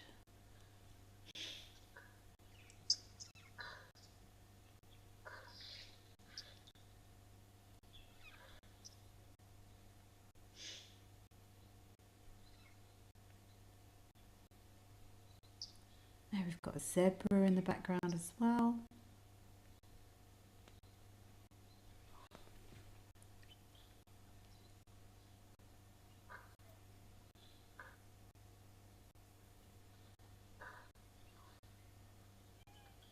Oh, that oxpecker's right in her ear, look. Oh, that would drive me mad.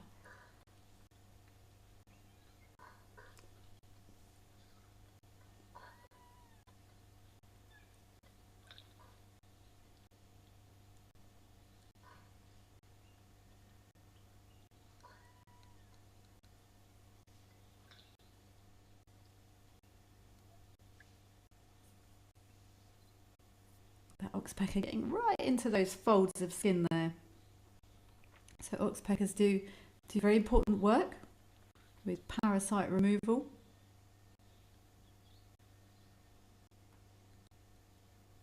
They're largely seen as being beneficial,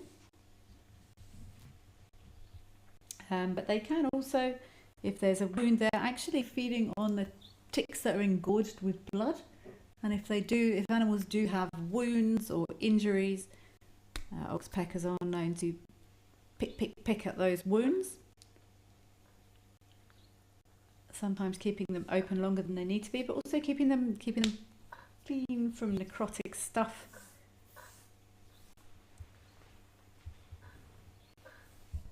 We're carefully trained as guides to recognise the call of an oxpecker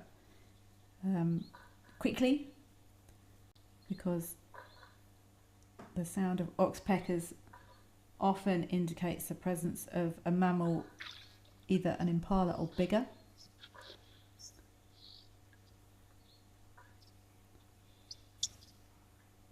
Not always. Oxpeckers have to live somewhere as well, so they're not always feeding. Sometimes they will move from area to area in small flocks, making that very distinctive sound.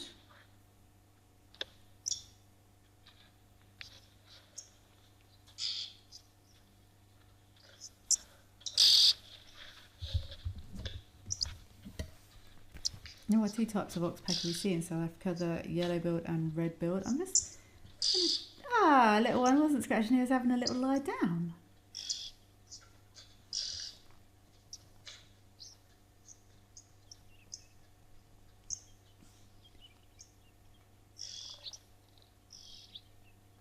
So these are definitely going to be the red-billed oxpeckers. We do sometimes see yellow-billed oxpeckers, especially in the area that I'm in, or even sometimes further north, but they're quite localised. Those yellow-billed oxpeckers look very similar, but just much more yellow on their beak.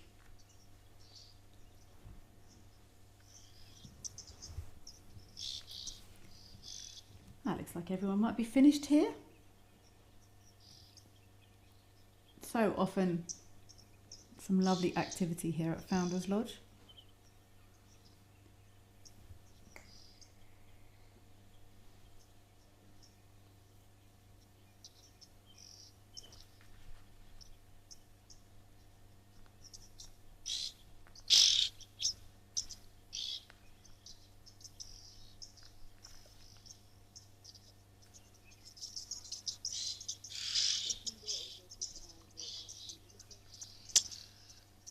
That was a lovely interaction with those two younger rhinos and also that mum with a little calf. But let's head over to Tau. Oh, those oxpeckers have shown that poor zebra's got them now. Almost always something exciting going on there at Tau Game Lodge up there in Madikwe in the northwest. Wow. This is an exceptionally well muddied elephant. It looks like the only bit it's missed is that underneath.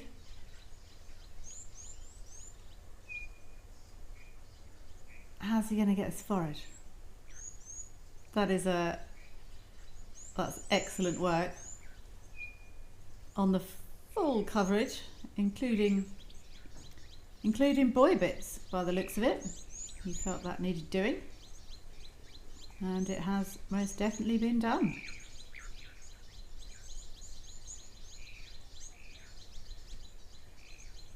Excellent demonstration of how elephants are able to move their penis. I almost want him to, that bit on his forehead needs covering. I'd like him to just dunk his forehead in the mud, if that's okay, Mr. Elephant.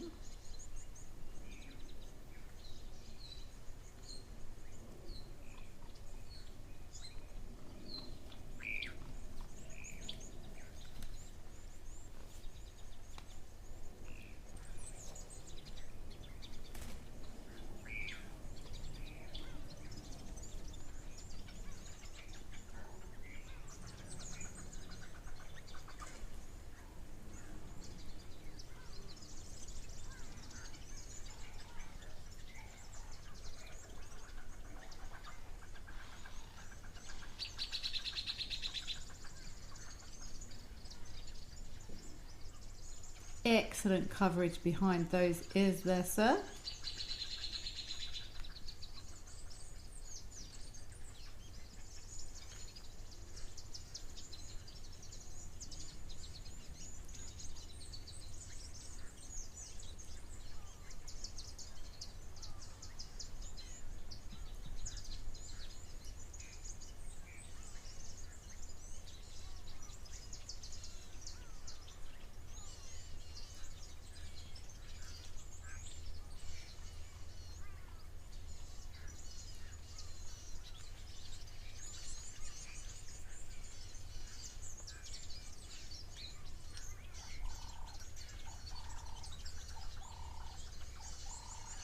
Gorgeous reflection there in the water. It's still everywhere today. There's not much wind about.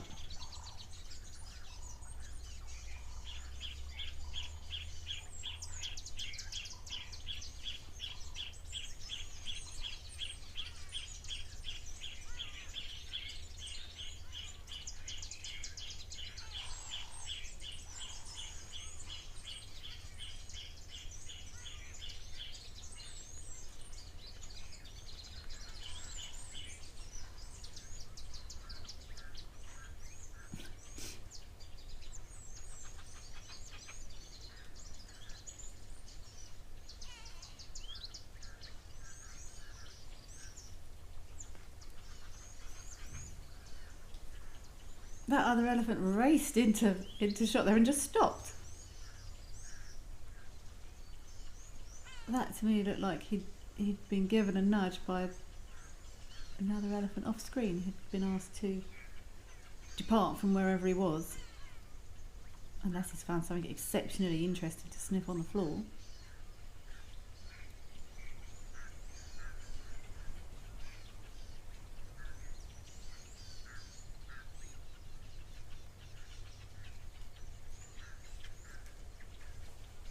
Elephants really do an excellent job of covering all of their bodies with mud and indeed dust afterwards. I'll be interested to see if he is going to go and have a good dust bathe afterwards.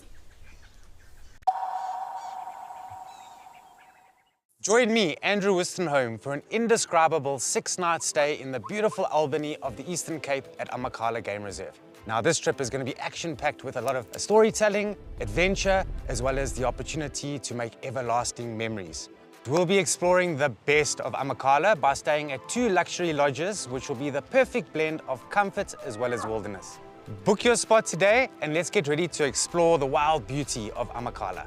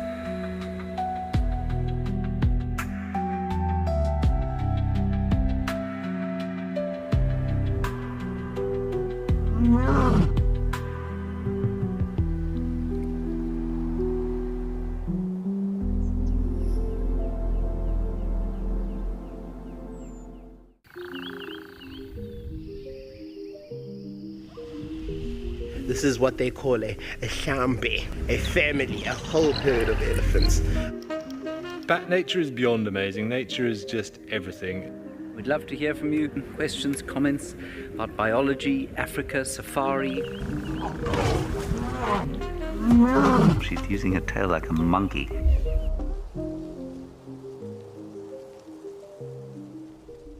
If you love watching Wild Earth, here's a little tip. Become a member. You can gain access to the channel ad-free, you can rewind and re-watch sightings, and you can join our Tuesday live safaris. There's also behind the scenes videos, fireside chats, and every Safari Live episode, whenever you want it. It's just a better way to stay connected to nature.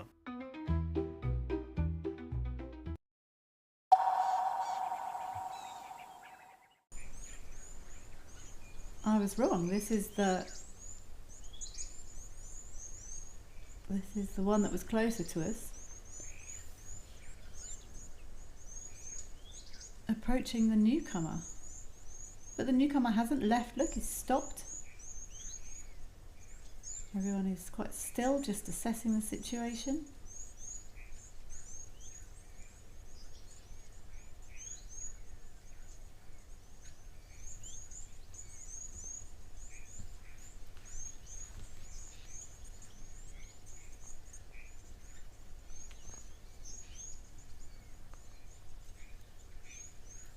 As I was saying earlier, there's so many nuances to animal body language. They don't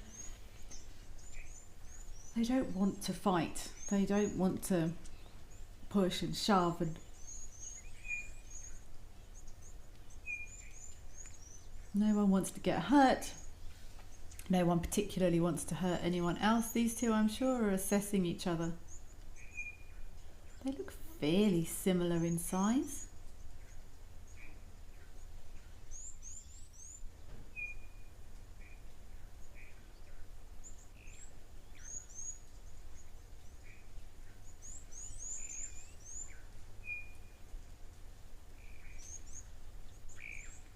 And that one that's covered in the water has obviously decided that, okay, everything's good here. The one that's approaching was respectful. He waited. They had a interaction. Maybe the one that is approaching is maybe on looking now. Is the slightly smaller animal. There was a brief interaction. It wasn't, I mean, these are huge animals. They could do some serious damage to each other, but they don't need to. There was an interaction, I'm sure probably went something along the lines of, okay, you're coming in a bit quickly, just slow down. Okay, I'd like to meet you before you come. There was an interaction. They assessed each other, and it was deemed that there was no problem, and there has been no problem.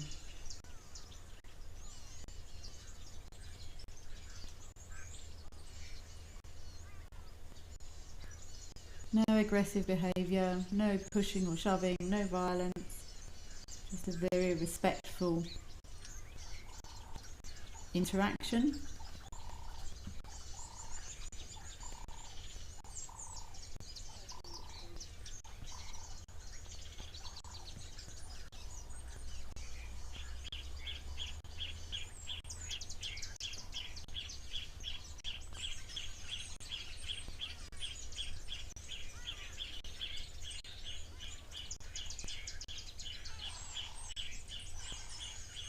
Why is this elephant going to choose to drink, I wonder?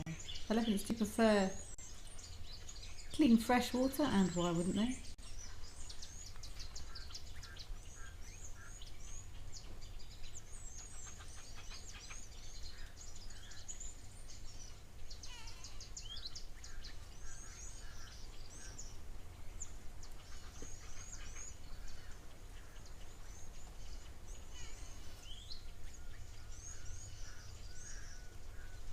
Elephants often get very excited when they get to drink. See, even he also dropped quite a lot, and he's just got there, so he should really be playing. I would have thought This guy's walked quite a long way maybe to get to this water hole. I know he's dropping that water into his mouth.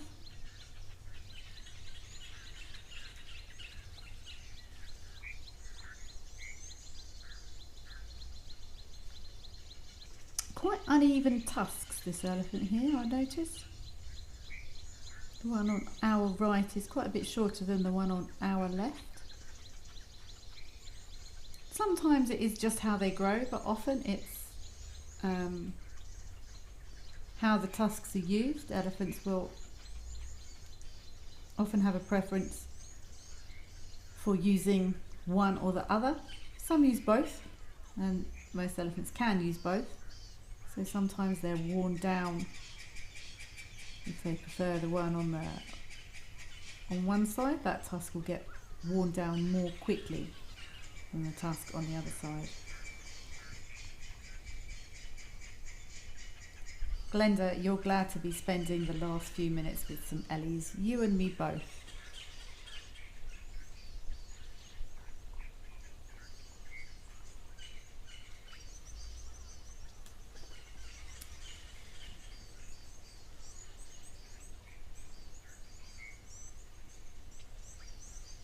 I love how you can hear even sometimes the flapping of wings on these microphones. They pick up vocals so nicely.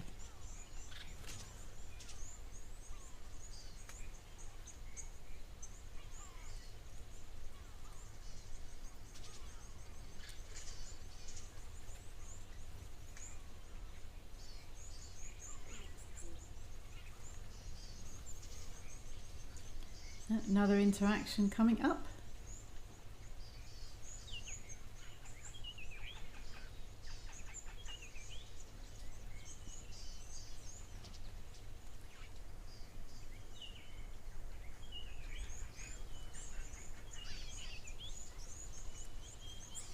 Again, all very peaceful and respectful. I feel like bar a couple of moments of excitement that have involved crocodiles and inyalas, to which nothing came to fruition, it's been quite peaceful today.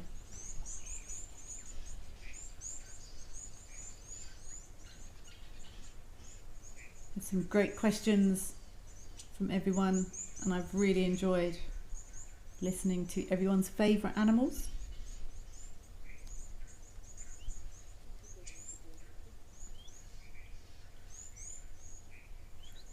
Don't forget to have a look at the Wild Earth Legacy Tour, dates 21st to the 28th of August, with some fabulous hosts, great friends of mine, Taylor McCurdy, Steve Falconbridge, Cedric Dold and the wonderful Ben Coley.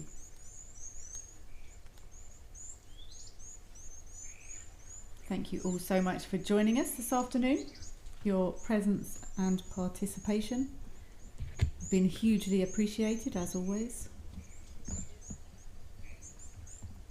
Please do carry on enjoying these cameras. Always such a treat. We will be back same time, same place tomorrow. Enjoy the rest of your Saturday, and we hope to see you all again very, very soon. Enjoy your day.